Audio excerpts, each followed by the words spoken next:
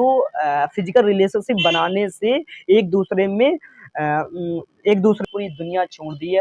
वो ईश्वर के बारे में चौबीसों घंटे सोचते हैं, तो उसके माँ बाप के साथ अच्छा व्यवहार नहीं करती है और उसके व्यवहार होने के बाद लड़ाई हो जाती है। लड़ाई होने के बाद पूरा मामला बिगड़ जाता होती है। एक पवित्र रिश्ता होता है, उस पवित्र रिश्ता जब टूटता है तो हर एक इंसान के दो रिश्ते आपस में जुड़ते हैं। अभी मैं एक केस ड्राफ्ट कर रहा था। अभी मैं एक डाइवोर्स का एप्लीकेशन ड्राफ्ट कर रहा था। उस डाइवोर्स के एप्लीकेशन में ये आधार कुछ ग्राउंड्स हमने उसमें पुटअप किए हैं, तो सोचा आप लोगों को भी बता दें कि डाइवोर्स के कौन कौन से ग्राउंड होते हैं, किस ग्राउंड पर आप डाइवोर्स ले सकते हैं कोर्ट में जाकर।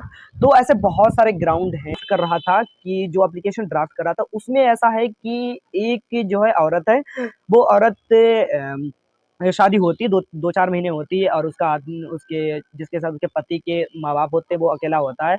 उसके माँ-बाप के साथ अच्छा व्यवहार नहीं करती है और उसके व्यवहार होने के बाद लड़ाई हो जाती है। लड़ाई होने के बाद पूरा मामला बिगड़ जाता है। फिर वही लड़की थाने में जाकर एप्लीकेशन देकर उसके खिलाफ एफआईआर लॉगिन करने की कोशिश करती है, लेकिन वो नहीं हो पाती है। तभी फिर 2 ढाई साल से 2 ढाई साल से वो अलग रह रहे थे। तो ये भी एक ग्राउंड होता है। मैंने जैसा कि आपको बताया कि ये 2 साल का अगर आप अलग से रह रहे हैं, आपकी पति-पत्नी जैसा व्यवहार नहीं कर रहे हैं, तो ये भी ग्राउंड होता है। वो 2-3 साल से अलग रह रहे हैं और ऐसा व्यवहार नहीं कर रहे कि वो पति-पत्नी है या नहीं है। तो मैं इसी पर एक डाइवोर्स का एप्लीकेशन तैयार कर रहे थे। तो मैंने सोचा कि आप लोगों को भी कुछ जानकारी दे दूँ कि शायद आपके लिए कुछ हेल्पफुल हो। हालाँकि डाइवोर्स हमारा पवित्र रिश्ता होता है।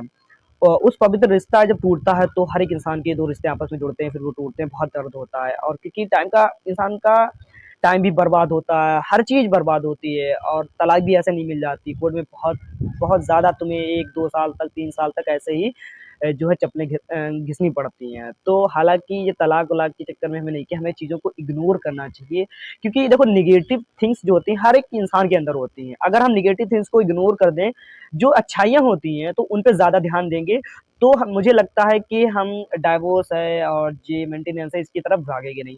क्योंकि अगर हम अच्छाइयाँ इंसान के अंदर देखेंगे तो हमारी कभी किसी से लड़ाई नहीं होगी, हमेशा बन जाती है।